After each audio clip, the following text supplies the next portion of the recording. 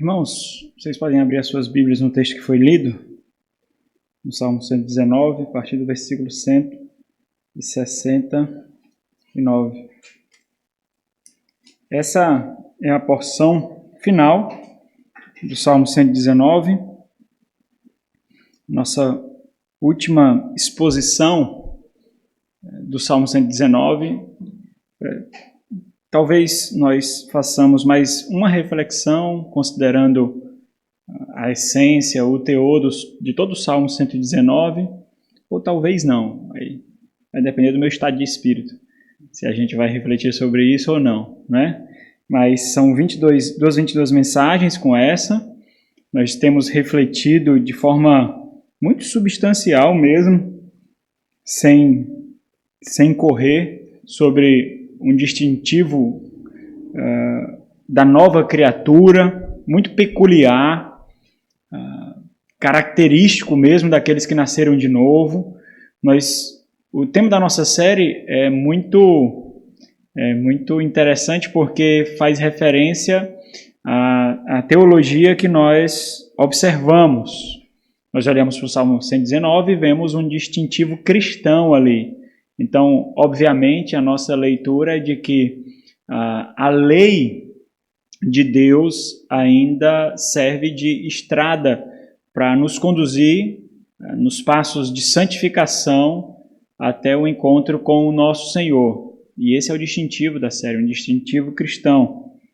Título da série, um distintivo cristão. Novas criaturas amam a lei de Deus. Nós temos observado isso ao longo de alguns meses já. Essa é a mensagem número 22.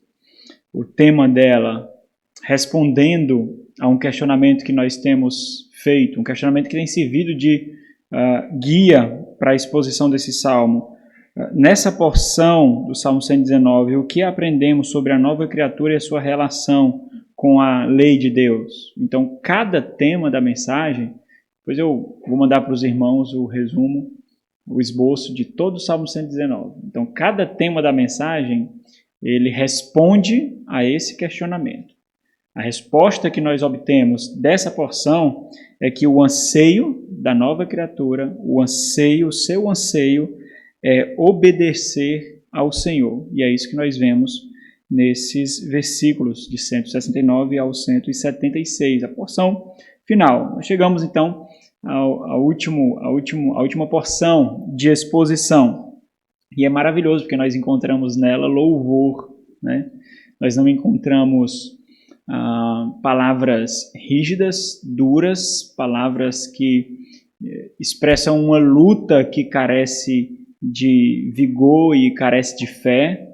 Em alguns momentos nós observamos isso, um temor de perder a fé. Várias vezes o salmista ele rasgou o peito e exibiu o coração mesmo, porque ele temia que nesse momento de provação que ele estava passando, a sua fé fosse sucumbir às investidas dos adversários, né? Então nós vimos isso algumas vezes, mas aqui não, aqui nós vemos louvor, nós vemos adoração, e é um louvor em adoração como uma exortação interior. Ele exorta a si mesmo, e esse ato de exortação a si mesmo, porque esse ato de exortação se configura em louvor, porque ele exorta a si mesmo para que ele alcance algo, para que ele faça algo, e esse algo aponta para o nosso Senhor Deus. Então, é interessante porque esse louvor aqui, como nós vemos em todo o Salmo 119, esse louvor não é um louvor abstrato, sabe? Nós temos muitas adorações abstratas. Por exemplo, eu amo a Deus, mas permaneço inerte, sem fazer nada. Eu amo a igreja, mas a igreja local eu não me envolvo, eu não me sacrifico com ela, eu não renuncio nada por ela. Eu obedeço ao Senhor, a não ser quando alguma coisa pisa no meu calo. Então, nós temos louvores abstratos, que não são tangíveis, que não são palpáveis, que não geram frutos, que não geram evidências. E não é isso que nós vemos no Salmo 119 por inteiro, e isso acontece aqui também, não é algo meramente sentimental. Quem é o cristão que vai dizer que não ama a Deus, que não ama Jesus, que não ama a igreja, que não ama a Bíblia, que não ama a lei de Deus, que não quer louvar o Senhor? Nenhum cristão vai dizer isso. Só que muitos, enquanto nenhum diz isso categoricamente, muitos, e assustadoramente muitos, vivem assim. Vivem mostrando que as suas palavras, elas não são consideradas de fato diante de Deus com temor e tremor. Não são. Saem das suas bocas como uma garapa de água com açúcar para trazer tranquilidade para a sua vida carnal, sua vida pecaminosa, e às vezes nem carnal nem pecaminosa, mas omissa, né? Vida sem luta, vida sem vigor, né? E isso já caracteriza parte do seu caráter cristão, daquilo que ele é, né? Então, essas palavras aqui, esse louvor do salmista, não é abstrato, é tangível, é palpável, é algo que pode ser tocado. Não são apenas palavras soltas, sem compromisso. Nós vemos claramente como que uma exigência de expor diante de Deus que Ele realmente o ama. E são... Porque, como esses anseios nascem? Esses anseios, e aí isso que é interessante, esses anseios, eles são refinados num coração espremido pela vida, irmãos. Nós vemos que em meio à angústia, no meio à prensa da angústia, sai o refinamento do anseio que ele tem por Deus. Ele considerou que a vida dele só é preciosa para ele enquanto ele está nos propósitos de Deus. Percebeu isso porque tudo foi tirado dele, mas ninguém pode lhe tirar a fé. Açoitam, mas não podem lhe tirar a fé. E essa é uma característica que nós encontramos de forma muito evidente na Nova Aliança. Nós percebemos quem é o nosso pastor. Nós percebemos quem é o nosso bom pastor. Nós sabemos que a nossa fé é presa no nosso coração por suas próprias mãos e ninguém pode tirá-la de lá, porque é a mão dele que segura o nosso coração, envolta com a fé que vem dele mesmo e ninguém pode tirar. Nós temos essa experiência completamente clara diante de nós, aquilo que apenas por sombras era experimentado aqui na Antiga Aliança por esse salmista. É como se sua devoção fosse fruto de uma profunda experiência existencial. Ele está sendo açoitado de todos os lados. Ele, diante das investidas dos inimigos, diante do abandono dos amigos, dos patrícios, dos compatriotas, diante da remoção, da possibilidade de cultuar a Deus, ele não pode ir ao templo, nós já vimos isso aqui, diante das agonias que ele tem experimentado, nasce um questionamento existencial. Qual é o propósito de viver, então? Qual é o motivo para viver? Por que eu vivo? Né? E daí sai o refinamento. É como se ele respondesse perguntas como: pelo que realmente vale a pena viver? Porque se eu vivo por algo que pode ser retirado de mim, logo, aquilo pelo que eu vivo é perecível. Pode ser removido das minhas mãos. Pode ser apagado do meu coração. Pode ficar nublado na minha mente. Pelo que realmente vale a pena viver? Qual é realmente o sentido da vida? Porque se eu encontro isso, eu dedico a minha vida por completo a isso. Se eu tenho essa convicção, se isso realmente é formado na minha mente, eu vou viver por isso, porque eu sei que eu vivo pela eternidade, pelo que é eterno, vai perpassar esse mundo que vai sucumbir a ele mesmo diante de Deus, do nosso rei que vem consumar a sua obra, e nós vamos continuar vendo o nosso propósito perpassando por esse mundo, alcançando a eternidade naquilo que será completamente glorificado. E aí sim, quando eu percebo que aquilo pelo que eu vivo é eterno, supremamente valioso, então eu sei o que eu sou, quem eu sou, por que eu vivo, como eu vivo. Mas eu preciso entender, eu preciso responder essas perguntas. Caso contrário, A fé vai ser para mim um ansiolítico, a fé vai ser para mim um tranquilizante espiritual, vai ser um cobertor para encobrir os meus pecados, as minhas deficiências, as minhas falhas, vai ser um manto de moralidade, vai ser qualquer coisa dessas. E aí, por isso, não vale a pena morrer, não vale a pena renunciar, não vale a pena sofrer, não vale a pena lutar, não vale a pena. Porque essas coisas vão ser queimadas assim como esse mundo vai, né? Questionamentos assim, diante das incertezas e sofrimento desse mundo, exigem respostas sinceras, sóbrias e sólidas. Porque quando a tempestade vem, quando o vendaval bate em nós, se não nos encontrar com essas estruturas, nós caímos, nós perecemos, nós definhamos, nós enfrentamos as crises mais torrenciais. Nós percebemos que nós vivemos num buraco e que quando nós nos apercebemos que nós vivemos no buraco, às vezes parece quase que impossível de ser removido desse buraco. Jogam cordas, mas nós não conseguimos pegar porque o buraco está muito profundo. Dão as mãos, não é assim que nós ajudamos pessoas que estão passando por momentos assim? Jogam cordas, dão as mãos, mas não dá, parece que não alcança. E o grande lance é que nós forjamos um tipo de fé que não empolga, que não gera anseio, que não queima, que não vibra, que não vale a minha vida ou a minha morte. Não vale. Não vale um sacrifício. E aí, quando eu me deparo com situações confrontadoras, essa fé, esse relacionamento com Deus, ele definha. Simplesmente assim.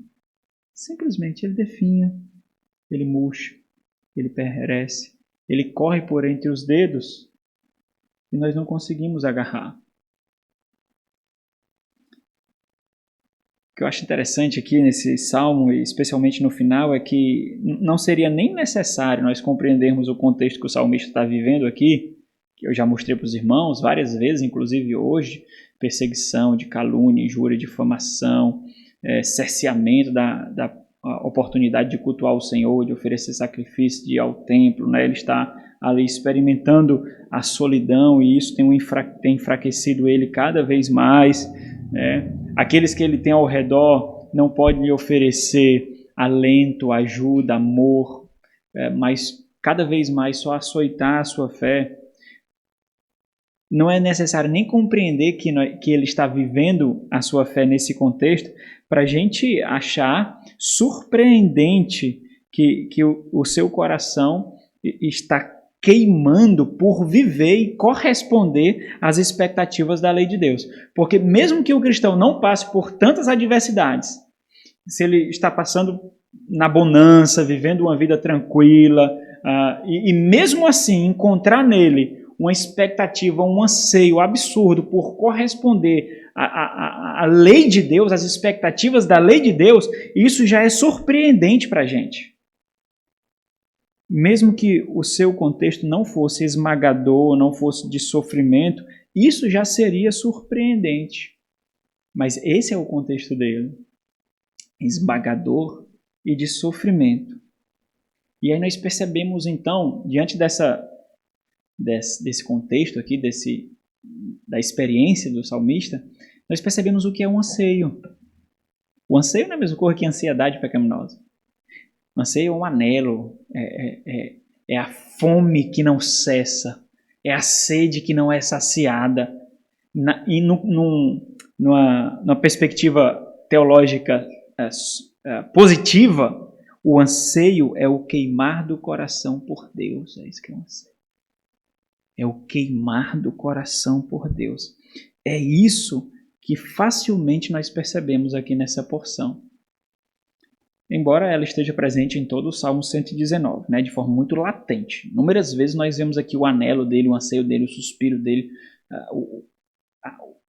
o deleite que ele encontra na lei de Deus. Nós vemos aqui em todo instante. O fato, meus irmãos, é que esse anseio não é marcado apenas por exemplo, por um termo isolado. Sabe quando nós queremos encontrar ensinos bíblicos, aí nós vamos na concordância lá atrás da Bíblia e procuramos a palavra, né? E aí nós vemos anseio, está aqui a palavra anseio, e então nós percebemos que tem um anseio, né?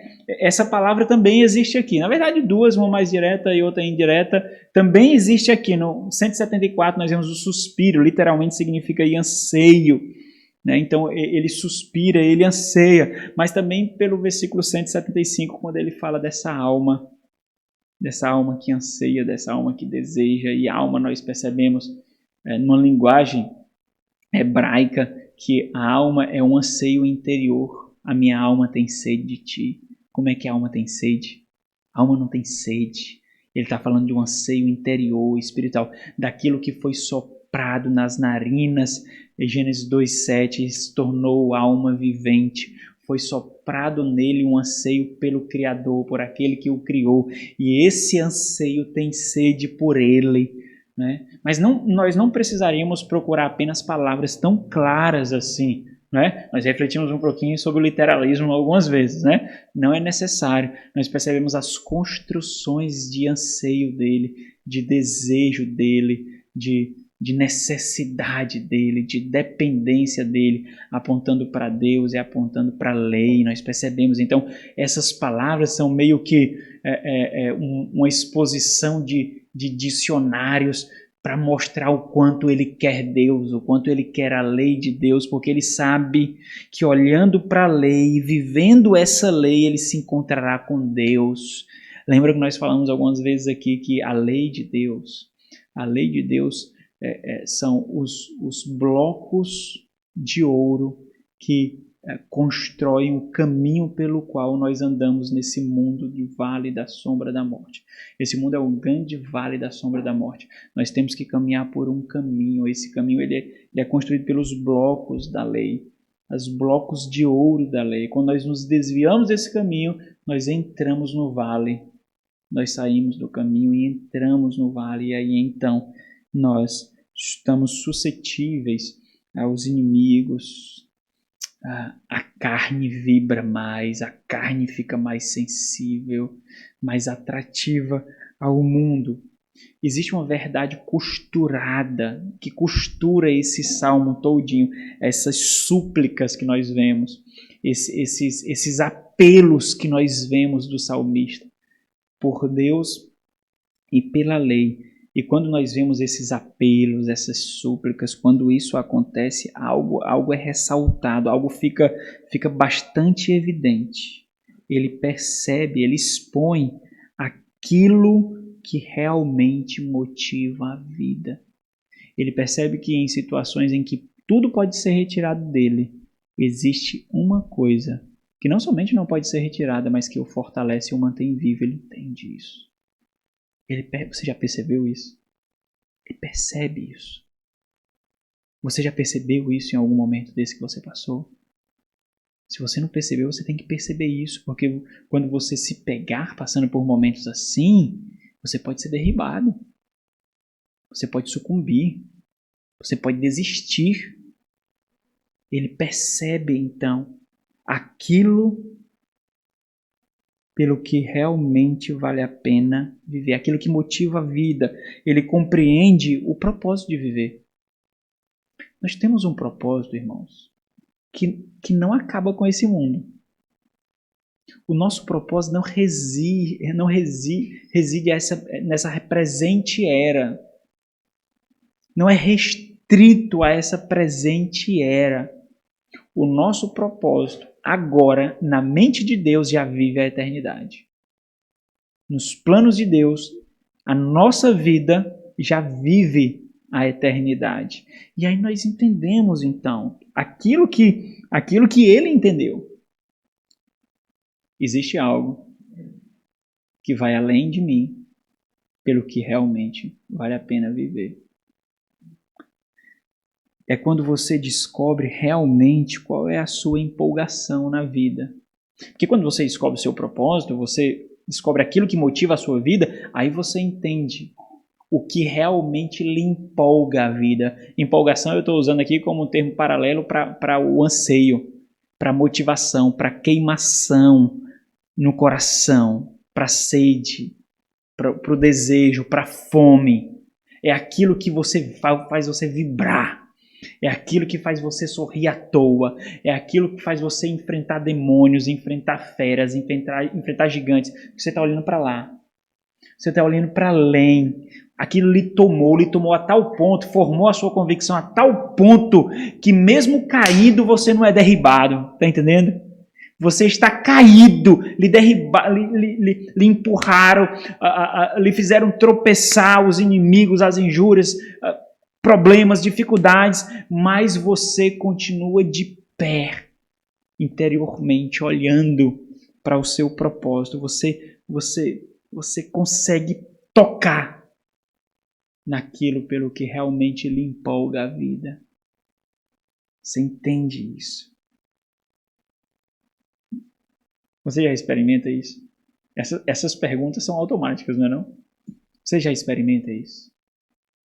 Você já foi tocado por essa empolgação?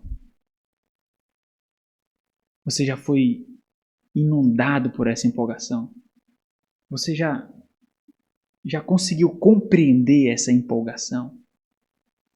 E a palavra empolgação aqui é muito importante.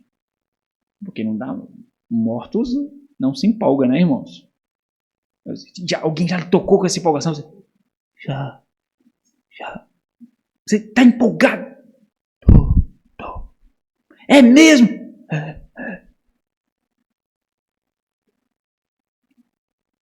Qual é o ponto aqui? Nessa tensão, nessa luta, né, sendo espremido, né, o salmista, ele nos ensina algo. Existe algo essencial no relacionamento com Deus, sem o qual não pode existir relacionamento com Deus. É evidente que eu não estou falando do Senhor Jesus Cristo, isso já é pressuposto, né? Mas existe algo que está intrinsecamente ligado tanto a Cristo como depende para que haja esse relacionamento. E o salmista capturou isso algumas vezes, especialmente no final. É a obediência. Sem obediência não há relacionamento com Deus. Por isso que ele anseia tanto por a lei. Ele anseia tanto pela lei. É como se ele adestrasse o coração dele a todo instante, porque ele entende que sem obediência não há relacionamento. Se não há relacionamento, não há motivação, não há empolgação, não há convicção, não há fé, não há esperança. Mas necessariamente precisa fluir essa obediência do anseio do coração. Não é mecânico, não é legalismo, não é moralismo.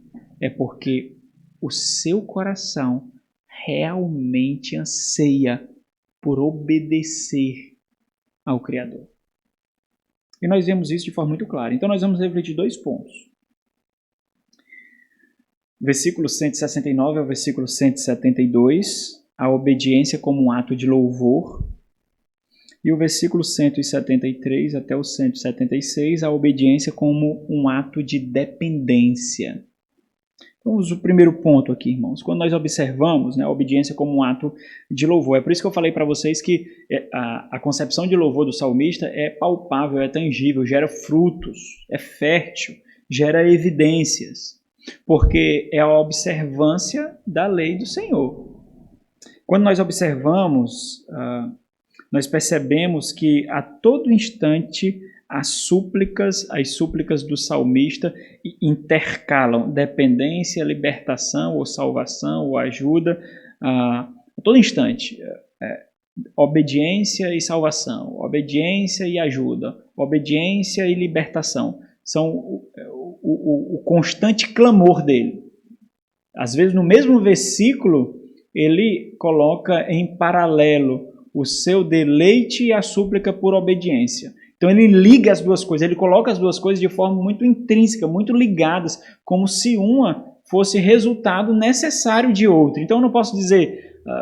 por exemplo, nós vemos isso na exposição de 1 João. Como é que eu digo que eu amo a Deus a quem eu vejo se eu não amo o meu irmão a quem eu vejo?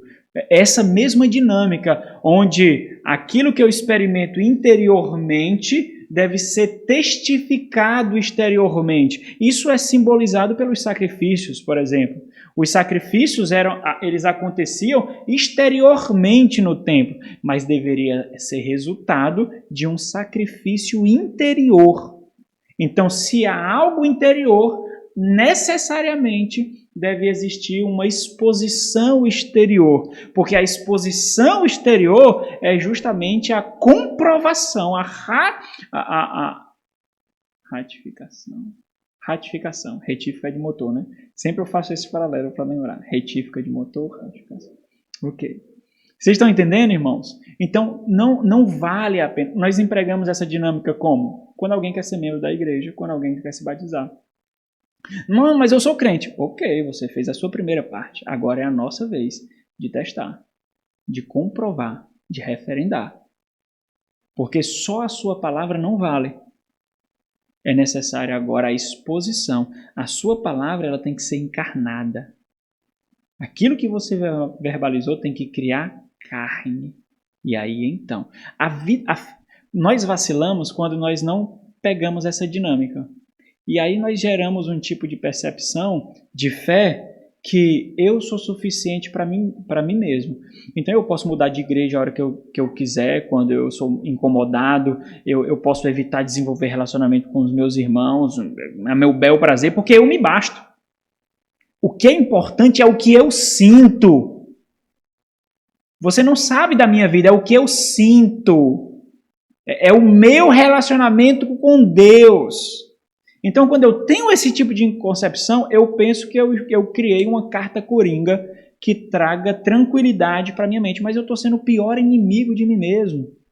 Pior inimigo, a minha maior desgraça. Eu me tornei a minha maior desgraça, a minha maior armadilha, porque eu vou conseguir me desvencilhar das feridas que curam.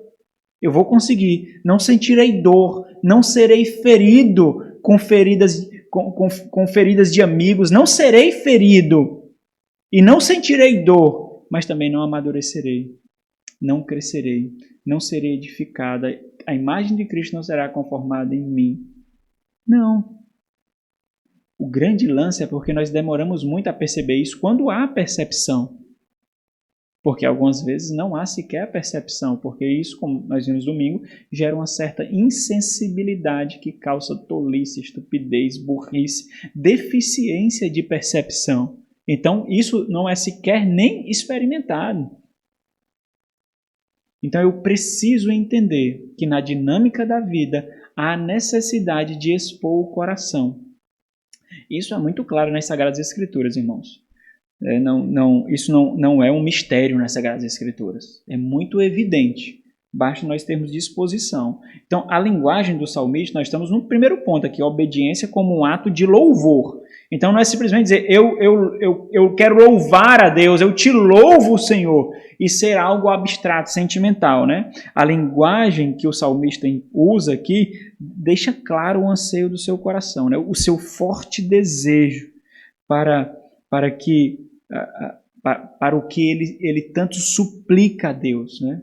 Ele deseja, ele anseia pelo Senhor. Ele deseja aprender e obedecer, porque isso será um louvor para Deus. É por isso que ele pede todo instante para ser ensinado, para ter entendimento, para o Senhor mostrar. Porque ele entende que quando há esse aprendizado, a obediência, isso voltará para o Senhor como um ato de louvor. Olha o versículo 169. Embora o 169 e o 170 ele inicie em português aí com a mesma expressão, chegue, né? Em hebraico são duas línguas diferentes que mostram duas tonalidades diferentes desse apelo. Então, se os irmãos observarem aqui, como eu fiz referência para os irmãos, eu vou dar uma lida muito rápido para mostrar para os irmãos a linguagem que ele usa que mostra esse anseio dele. Por exemplo, chegue, né? Ele está fazendo aqui, ele está fazendo um voto, que o meu coração chegue, né? É a mesma coisa dizer assim, ó, que você fique bom logo. Eu estou mostrando o meu desejo para você.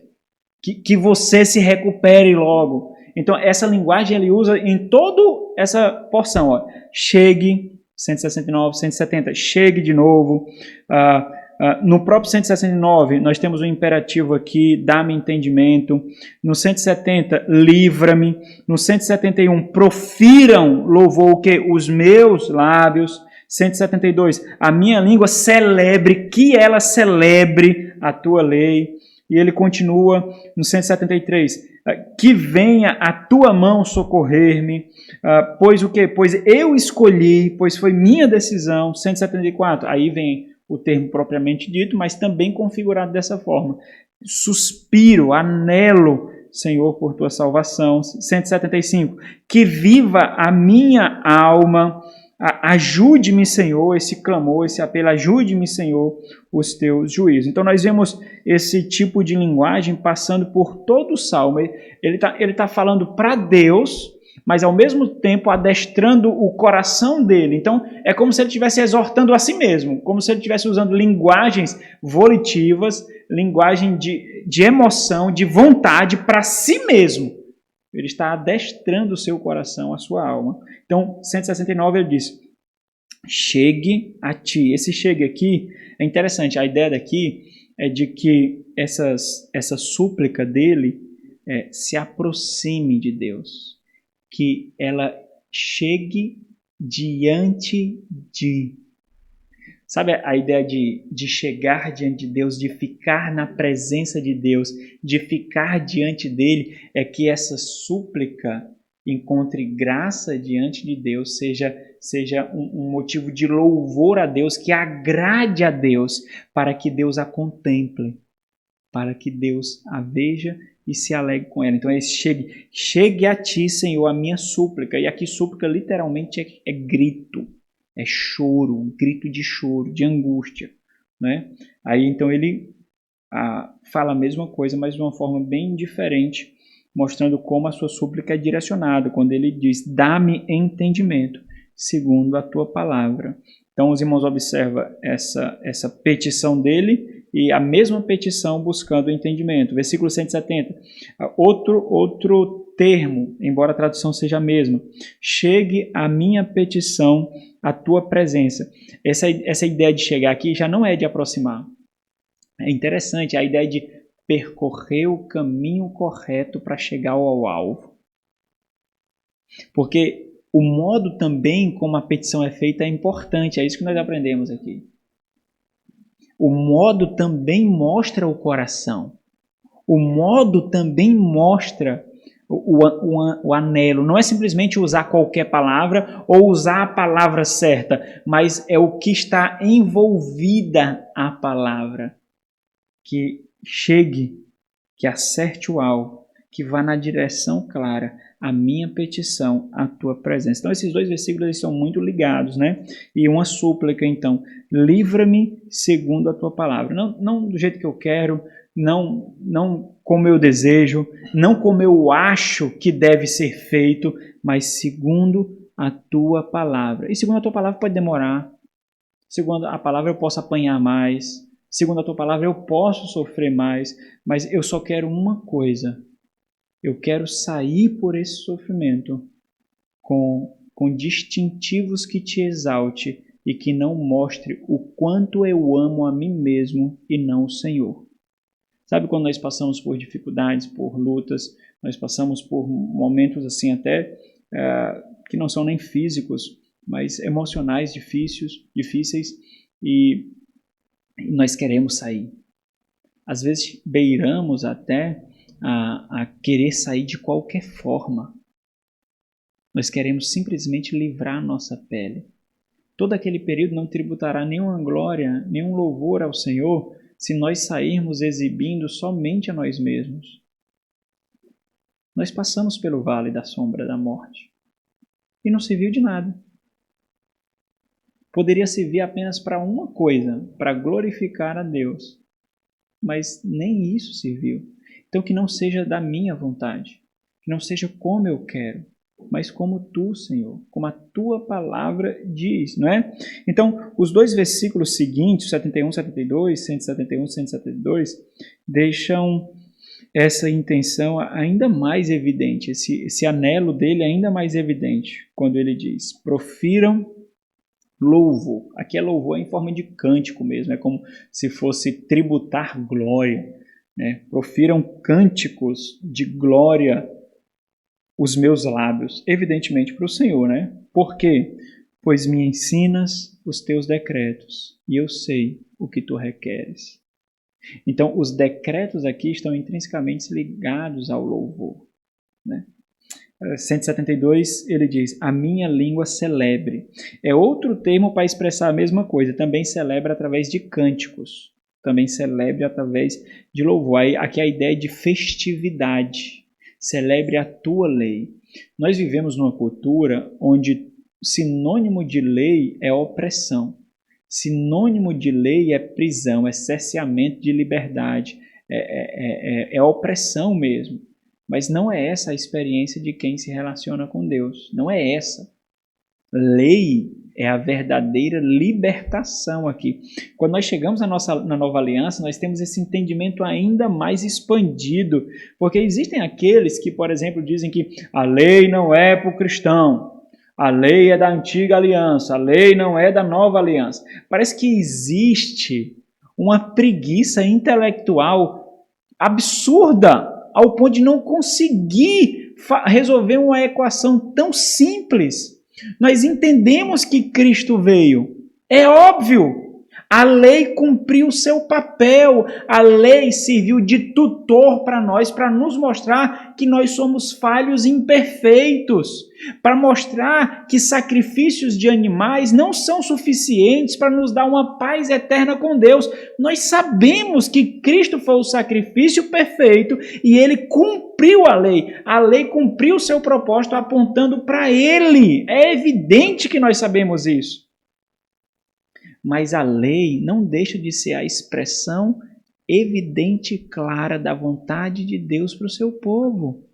É óbvio, é simples, não há salvação pela lei. Não é obedecendo à lei que nós somos salvos. Por ser salvos, nós buscamos vivê-la, observando aquilo que passou e aquilo para que ela apontava. Constantemente nós falhamos, irmãos. Nós falhamos desejando o outro que não é o nosso cônjuge. Nós falhamos mentindo. Nós falhamos respondendo aos pais. Nós falhamos cobiçando. Nós falhamos, irmãos. E quando nós falhamos, nós vamos para Cristo.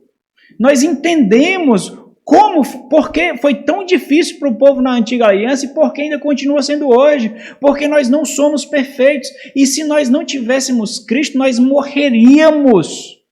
Nós entendemos isso. É óbvio que nós entendemos. Então, há um ato de celebração, porque na lei de Deus nós vemos a mente de Deus sendo revelada a nós. Nós percebemos como nós nos distinguimos daqueles que não são cristãos. Nós percebemos como a nossa ética, a nossa moralidade, a nossa conduta é pautada e como ela é vivida, como ela deve ser vivida. Nós entendemos. É óbvio que nós entendemos. Agora, nós não podemos relegar toda a lei de Deus ao passado como um instrumento retrógrado que não tivesse mais nenhuma utilidade para hoje, porque nós não conseguimos resolver essa equação tão simples. Ninguém é salvo pela lei, é óbvio que não é. É evidente que não é. Mas ela continua sendo a expressão perfeita do ser de Deus. Ela continua sendo e continua nos mostrando o quanto nós precisamos de Cristo. É óbvio. Então, há um ato de celebração, de louvor, de adoração. É isso que ele diz aqui nos dois versículos 171 e 172. Nós não precisamos fazer, grandes viagens missionárias. Nós não precisamos levar multidões em campanhas evangelísticas.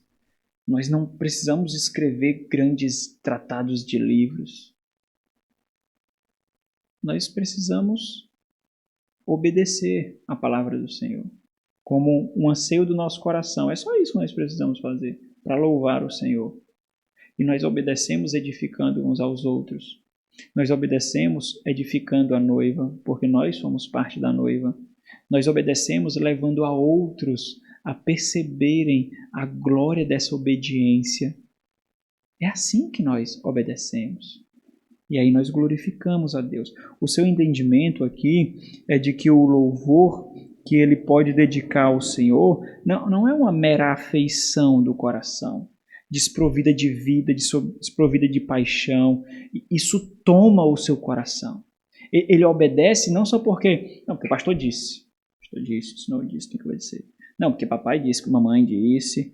Não, porque a Bíblia diz que tem que ser assim. Não é assim não. Cadê a empolgação? Cadê o coração aí? Como é que há uma dissociação da mente do coração? Como é que aqui há um ardor para obedecer e aqui há um iceberg? Algo tão curto espaço. Como pode? Cadê o amor? Cadê a vibração? Cadê a paixão? Nós nos empolgamos para tantas coisas perecíveis, irmãos. Mas nós vivemos uma vida que não toca ninguém com a nossa devoção. Não toca. Sabe? Quando você está cozinhando, aí você toca na panela, aí você queima o dedo. Se alguém pegar em alguns... Eita, mas está gelado? Estava na geladeira? Estava na geladeira. Gelou! Rapaz! Tem aquele líquido, nitrogênio, né? Tem nitrogênio aí! Não há empolgação. Pessoas falando da fé como se estivesse dissecando um sapo. Pessoas falam da fé como se estivesse falando de um corpo estranho. Como se tivesse... Os pais tocam os filhos assim. Aí quando vão para a universidade, quando vão para os estudos, os filhos se diziam, pô, é claro, o coração deles nunca foi ganho, nunca. Nunca. Eles não viram amor, não viram renúncia, não viram luta, não viram sacrifício, não viram paixão, não viram que pelaquela fé você poderia perder tudo, dar tudo, e sem ficar com a cara franzida, caída, mas com vida no seu rosto, com vida, com paixão, com amor, sem pesar. Tem que fazer assim. Porque é isso que tem que fazer. Ai, meu Deus, é isso que tem que fazer. Não, ele vai entender que é ruim mesmo. Aí perdem jovens, perdem filhos, perdem cônjuge. Onde eu errei? Em tudo. Em tudo. Você errou em tudo. Que amor é esse? Que amor é esse, irmãos? Que fé é essa? Não empolga, não vibra, não toca. Que fé é essa? Não há paixão. E aí nós precisamos ver se o nosso coração realmente queima pelo Senhor.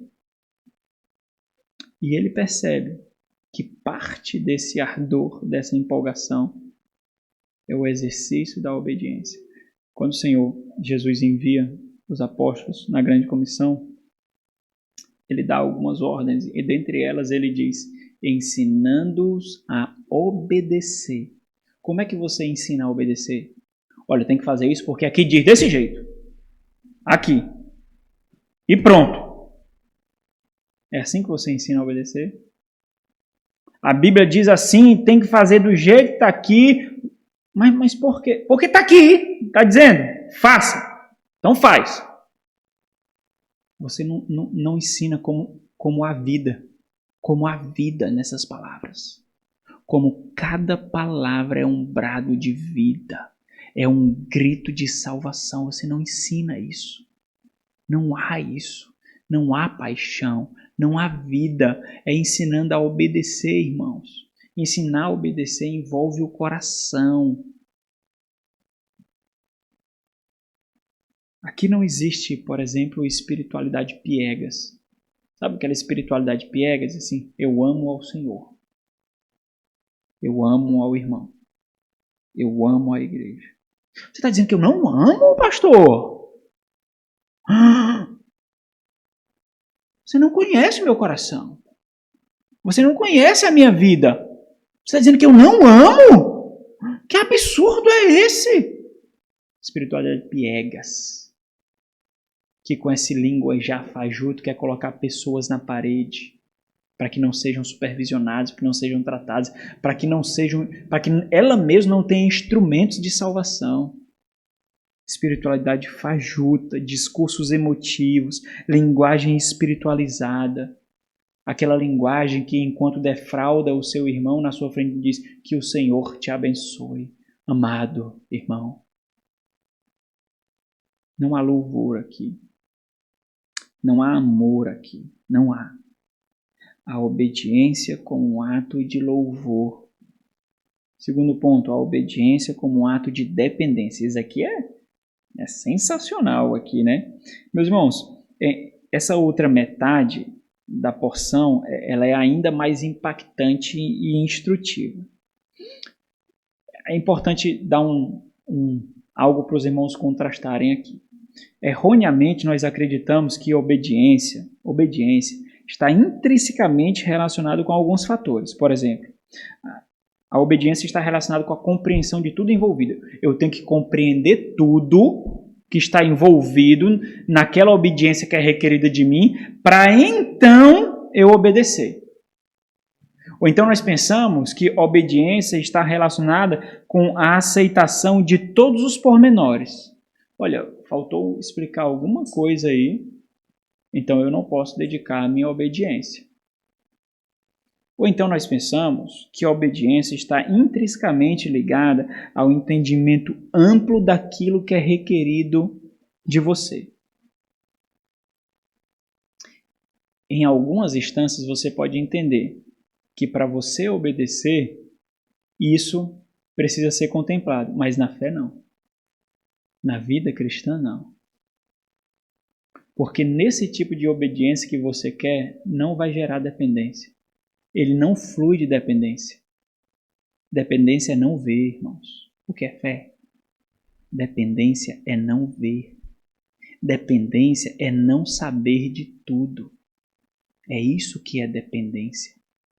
Obediência está diretamente relacionada à dependência. Simplesmente porque depender é confiar. Confiar é muito diferente de aceitar. Nós confiamos quando nós não sabemos, não entendemos todos os pontos, não percebemos todas as implicações, mas nós confiamos. Isso é confiar. Quando você entende todos os pontos, quando você compreende tudo, quando você sabe de todas as implicações, você não confia não, você aceita. É muito diferente confiar e aceitar. Você pode fazer isso no seu trabalho, na sua universidade, nos outros relacionamentos que você está por aí. Mas nesse trato de pastor com ovelha, de irmão com irmão e de igreja, isso não se aplica. Não se aplica. Porque você não vai ter que saber de todos os pormenores para você seguir a sua igreja, não. E nem aqueles líderes que Deus colocou para ser o seu instrutor. E muito menos o que a Bíblia diz. Não existe esse relacionamento de aceitação, não. É confiança, irmãos. Confiança. Obediência está muito intrinsecamente ligado nesse relacionamento de Deus à dependência. Simplesmente porque depender é confiar. E confiar é exercer a fé. Basta você fazer essas ligações aqui que eu estou fazendo para você, você vai entender isso de forma muito clara. A dependência do Senhor, irmãos, é um salto de fé. O Senhor não espera que você compreenda tudo, o Senhor não espera que você aceite. A experiência cristã é de dependência, é de confiança. E é essa percepção de dependência que louvará a Deus. Porque quando você diz que depende, quando você quer tudo destrinchado, quando você quer compreender todos os pontos, quando você quer, por exemplo, que o pregador abra a mente dele e tudo aquilo que ele concebeu, ele encaixe na sua mente para você aceitar, isso não é dependência, irmão. Isso não é dependência. E isso não é um louvor para o Senhor. Isso é uma imposição carnal sua para a sua fé. Isso não louva a Deus. Isso não louva o Senhor. Isso gera dificuldades, isso cria barreiras, isso cria obstáculos, isso enrijece a caminhada cristã. E aí, mais uma vez, aqui entra linguagens piegas. Mas eu só quero compreender, eu só quero entender. Quem foi que disse que você vai entender tudo, irmão? Quem foi que disse que para você me seguir você vai ter que aceitar, você vai ter que compreender todos os pormenores? Cadê a experiência da confiança? Cadê? Cadê? E quem está falando aqui não é aquele que não ensina vocês não, viu? Quem está falando aqui é aquele que para expor um capítulo da confissão dá 5 aulas de introdução. É aquele que ensina mesmo. Mas não dá para pegar aqui, ó. Não dá. Porque em algum momento na nossa caminhada, seja com o pastor ou com toda a igreja, há necessidade de confiança. Por quê? Porque é o exercício daquilo que você faz com Deus. Você vai pedir isso para Deus? Vai? Não! Isso também é experimentado horizontalmente. O problema é porque às vezes a gente tem os nossos irmãos e os nossos pastores como pessoas em que nós podemos equiparar para se tratar como igual. Nós não somos iguais não, irmãos. Nós não somos iguais. Mas nós somos os auxílios de um para com os outros. Quando nós olhamos para o nosso irmão, quando nós olhamos para os pastores e queremos ser superiores a ele, superior ao irmão, nós quebramos o dom do auxílio. Aí nós falhamos. Sabe quando tem aquele negócio, o santo não bateu com aquele irmão. O santo não bateu. Aí você começa a se comparar. Quer se vestir melhor, quer falar mais rebuscado, quer ser mais legal, quer ser mais conhecedor. Você está se arrebentando porque você perdeu o contato do auxílio. Você perdeu o contato do dom de auxílio. Você perdeu. E aí você trava uma luta que ninguém vence. Ninguém. Você tem que confiar no seu irmão, assim como você tem que confiar nos seus líderes, assim como você tem que confiar na igreja, assim como você tem que confiar no Senhor. E isso vai ser um ato de louvor. É aquilo que você experimenta com Deus verticalmente, que é exibido na sua relação horizontal, nos meios que Deus lhe deu. Você sabe que foi Deus que lhe deu o irmão que está do seu lado? Foi Deus! Não precisa ser pentecostal não para entender isso. Foi Deus! Você sabia que foi Deus que colocou o pastor para lhe pastorear? Não precisa de revelação para isso. Foi Deus, irmãos! Então louve ao Senhor no âmbito material e não somente no pseudo âmbito espiritual. Por incrível que pareça, essa compreensão ainda não é um grande desafio da fé. Essa compreensão aqui não é o grande desafio da fé, embora seja muito visto. O grande desafio da fé no exercício da dependência é aplicar esse entendimento na dinâmica da fé no exercício da vida real. Porque você pode até saber, mas aplicar é outros 500. Você pode até estar ouvindo isso agora e aceitando tudo, mas aplicar é outros 500. Sabe por quê? Porque na hora da aplicação é quando a carne é moída. E a sua carne é muito preciosa para você. Você não quer moê-la. Você não quer. Ela é muito preciosa. Eu sei, eu também tenho carne. Mais gordura, mas também tenho carne. A gente não gosta de moer a nossa carne. Ela é tão bonita para mim. Nós temos uma relação tão boa. Eu aceito, ela me aceita. Às vezes eu faço a vontade dela. Às vezes ela finge que faz a minha. O negócio é uma relação de amor assim tão podre. É na aplicação que a carne é moída. Aí é aí que nós vemos se nós louvamos a mesmo ou se não louvamos. Se não há esse exercício, não há dependência de fato, irmãos. Porque, irmãos, esse tipo de relação significa compreender que a dependência de Deus passa por mãos pecadoras e imperfeitas. Talvez isso é o mais difícil de compreender. O mais difícil de compreender é saber que você discordando de mim, Deus, você considerando que eu estou fazendo tudo errado, você tendo ciência de que o que eu estou fazendo é errado e realmente pode ser errado, mesmo assim os planos do Senhor serão cumpridos através de mãos imperfeitas e pecadoras. Isso é dependência.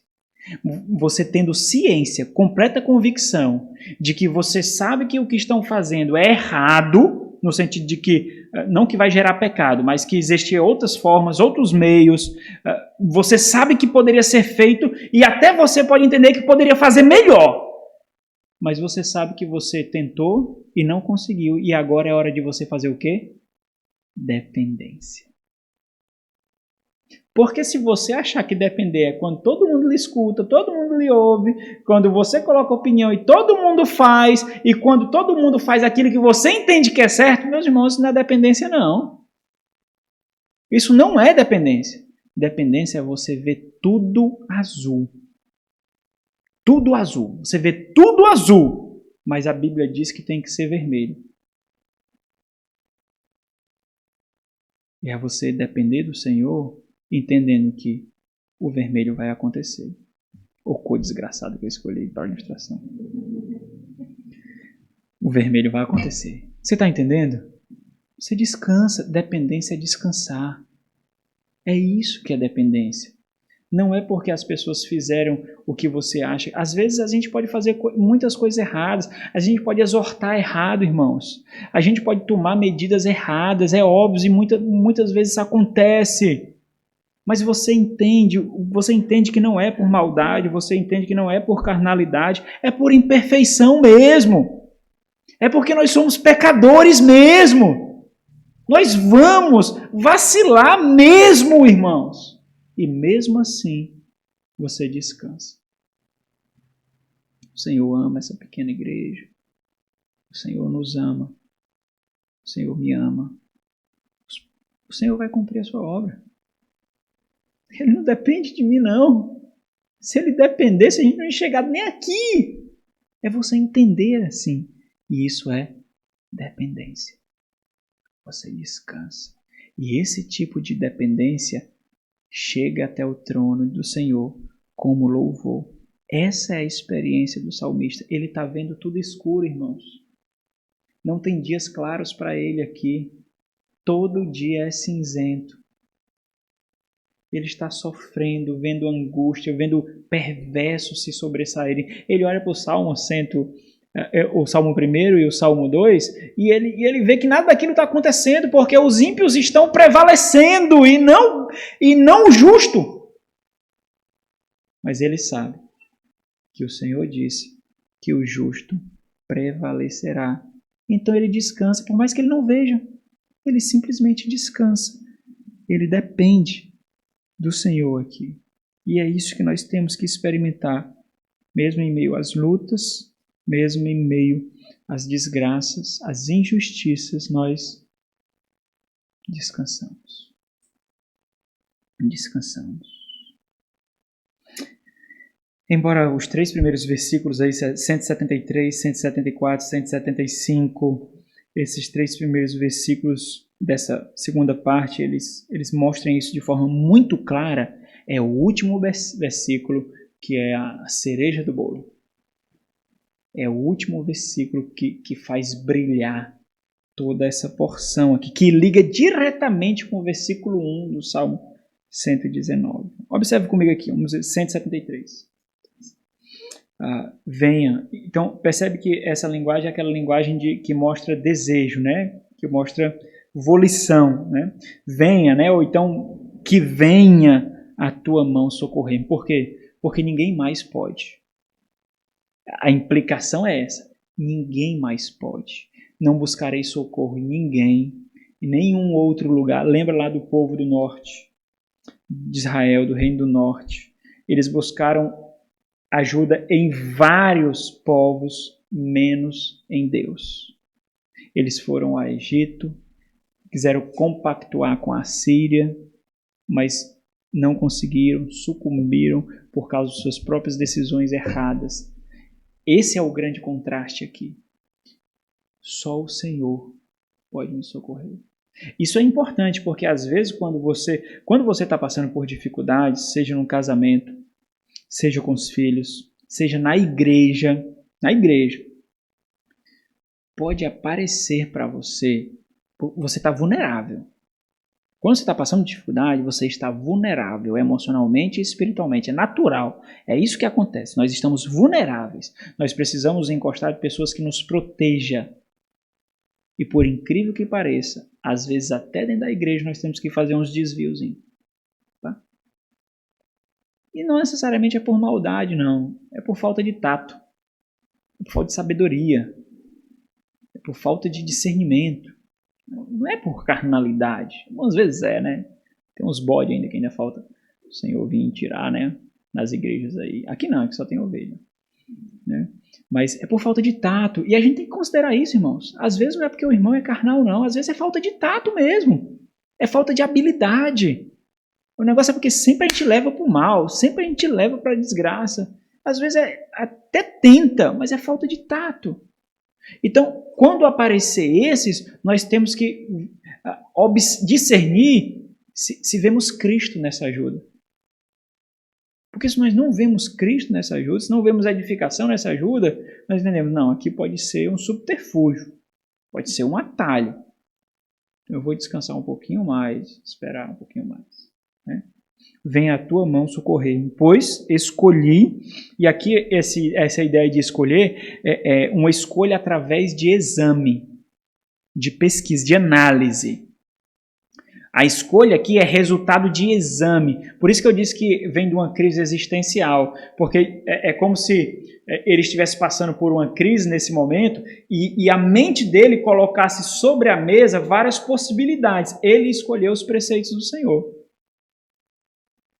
Daí vem a convicção, daí vem a empolgação, daí vem a paixão, porque nada mais pode sustentá-lo. Ele apreciou todas as possibilidades, né? Vou chutar o pau da barraca, vou jogar a toalha, eu vou sair da igreja, eu não vou ser mais cristão, né? Considerando, aplicando nos nossos dias, né? Considerou tudo. Ele viu que tudo é fútil. Não faz sentido. Ok, eu poderia ter fôlego 20 anos. Quais seriam as consequências de criar os meus filhos longe daquele pastor perverso, longe daqueles irmãos carnais, porque é assim que a gente condena a igreja, os irmãos, os pastores, quando a gente está mal. Quais seriam as consequências? Nessa? Quais seriam as consequências? Você tem que fazer isso. Você tem que fazer. Não tenha medo de fazer não, porque é isso que vai gerar convicção. Aí você considera as consequências, mas sejam sóbrios. Isso pode durar 10 anos.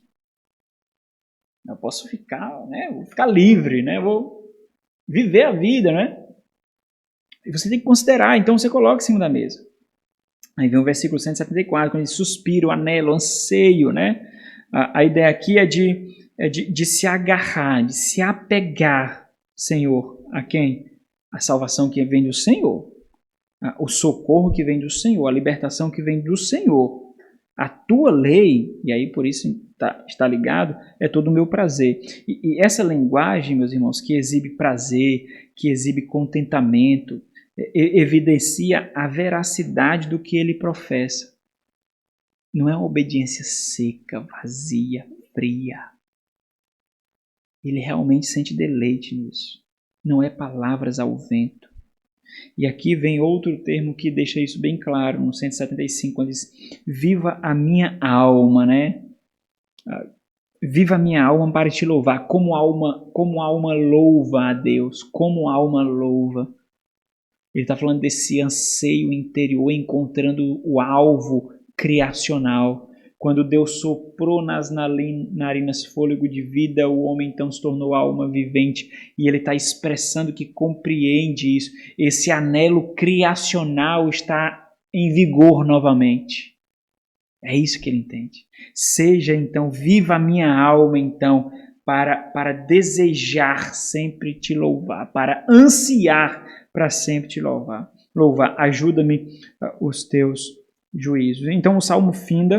O salmista ele finda ressaltando outra característica que está intimamente ligada à dependência de Deus, a contemplação da sua própria impotência. Sem isso não há dependência. Nós precisamos saber que nós somos impotentes, imperfeitos, frágeis, pequenos e insuficientes. Sem isso não há dependência, portanto não há louvor. E o mais importante em tudo isso que ele percebeu, né, é encontrar descanso e entender que essa conclusão é algo bom. Eu sou impotente, isso é bom. Eu sou imperfeito e isso é bom. Eu erro tanto e isso é bom. Eu sou frágil e isso é bom. Essa é a grande realização dele. É interessante que ele finda o salmo assim, irmãos. Portanto, o que é que ele está fazendo aqui, na linguagem que a gente costuma usar aqui? Ele está suspeitando de si mesmo. E ele entende que a suspeita de si mesmo é o exercício necessário para a dependência. Porque se eu não suspeito de mim mesmo, eu vou depender de quem? De mim. Não tem porque eu depender de outro. E aqui, o Salmo 170, o versículo 176, ele faz uma conexão direta com o versículo 1. Volta para o versículo 1 que a gente veja ele. Mas antes de nós lermos o versículo 1, o versículo 1, viu? Versículo 1 do Salmo 119. Né? Porque vocês estão passando tanta folha aí que eu pensei. O que é interessante é o seguinte, ó, depois de tudo que o salmista disse, é impressionante imaginar que ele chega a essa conclusão. Olha a conclusão que ele chega aqui, ele diz assim, ó, ando errante como ovelha desgarrado. Se nós ao lermos o Salmo 119, nós mesmos não iríamos chegar a essa conclusão que ele chegou. Como ele anda errante como ovelha desgarrada? Depois de todo o relacionamento exposto dele e da lei de Deus. Como ele anda errante? É impressionante. Nós não teríamos essa conclusão ao ler o Salmo. A linguagem que ele usa, a linguagem dele aqui, é de quem precisa de um pastor. Percebe aí? Ovelha perdida. Precisa de quê? De um pastor para conduzir, guiar, tratar, proteger. Essa é a linguagem que ele entende agora. O que eu preciso? Castelos, palácios, amigos, pessoas que me bajulem, de saúde física. O que eu preciso? Eu preciso de um pastor. Eu preciso daquele que cuida de mim. Eu preciso daquele que me protege. E como ele faz isso? Para fazer isso, ele precisa se despir do mundo. Sem reservas, sem barreiras. Eu preciso ser cuidado. Eu preciso ser amparado. Ele precisa ser encontrado. É interessante essa linguagem, né? Ele precisa ser encontrado. Ele está extraviado, ele está desgarrado, ele está perdido. Ele precisa ser encontrado, ser cuidado e ser pastoreado. E aqui ele não está confessando o pecado, certo, irmãos? Essa linguagem que ele usa aqui não é de confissão de pecados, não. Ele está mostrando dependência. Até porque a segunda parte do versículo deixa isso bem claro. Se ele está confessando pecados por não obedecer à lei de Deus, como ele não esquece dos mandamentos do Senhor? Então não faria sentido, né? Essa linguagem que ele está mostrando aqui é de dependência. E aí quando ele diz assim, ó, ando errante, andasse, nós andamos por um caminho, anda errante como ovelha desgarrada, procura o teu servo, pois não me esqueço dos teus mandamentos. Aí volta para o versículo 1 aí. O versículo 1 diz assim, ó, bem-aventurados os irrepreensíveis no seu caminho, que andam na lei do Senhor. Ele anda na lei do Senhor. Então o Salmo ele finaliza destacando o tema central, né? O prefácio do Salmo 119 é o Salmo 1 e é o Salmo 16. E o Salmo fala desse caminho. Então o tema central do Salmo 119 é que o caminho do justo é a lei do Senhor. Esse é o tema central. O caminho do justo é a lei do Senhor. Ele finaliza mostrando isso. Então, quando ele diz aqui, só para os irmãos entenderem mais, para a gente concluir. Quando ele diz, ando errante, a ideia de não errar enquanto pecador, a ideia de sem rumo certo. Eu ando vagueando, eu ando perambulando, eu ando sem rumo certo, né? como ovelha desgarrada, como ovelha perdida. Então isso gerou nele uma reflexão interior. Por isso que nós falamos aqui algumas vezes que nós não sabemos como o salmista chegou nesse salmo. Qual era o seu estado de espírito? Qual era a sua situação espiritual? Talvez esse salmo resultou de um despertar espiritual. Talvez, da percepção de quem ele era, do que ele é, de quem é Deus, do que é a lei. Talvez, né? Nós não sabemos. Parece ser, né? Parece ser. Mas o ponto é de que ele finaliza mostrando justamente isso. Por isso que parece ser essa realidade. De ele entender, então, quem ele é, o que ele precisa. Você já fez essa reflexão?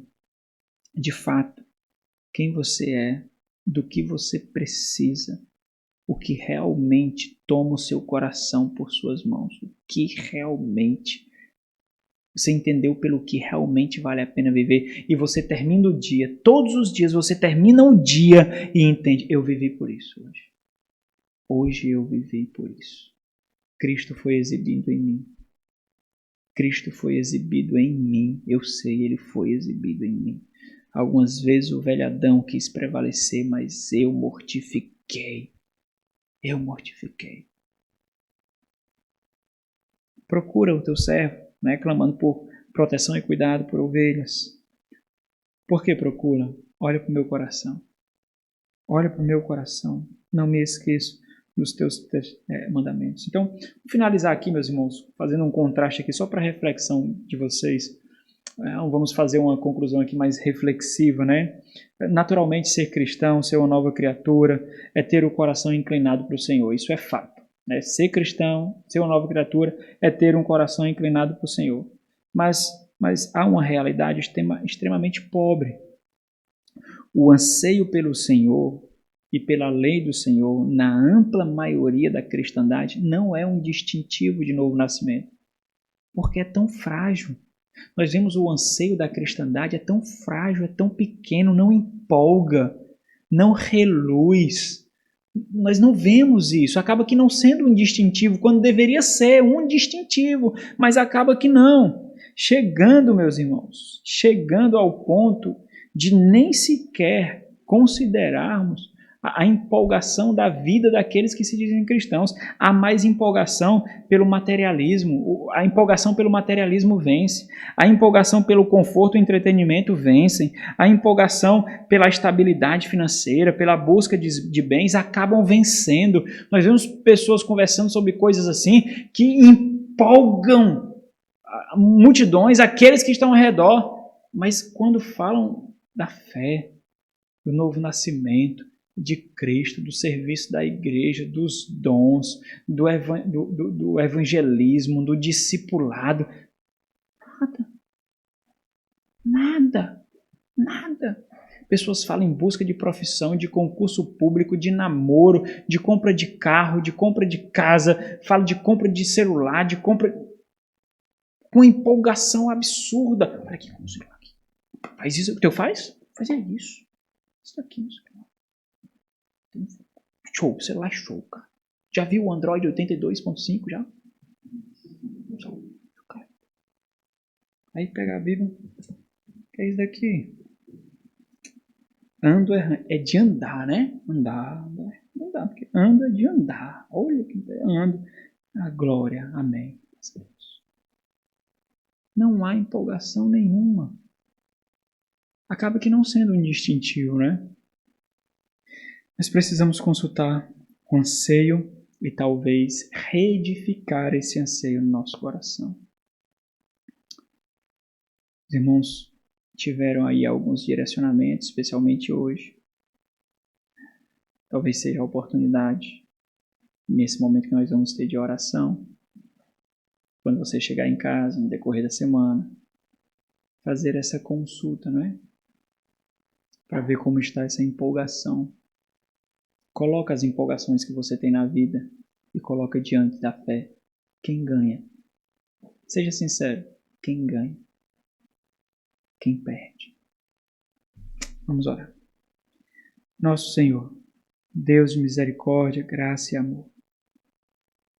Quando somos colocados diante da Tua palavra, nós percebemos o quanto nós somos necessitados.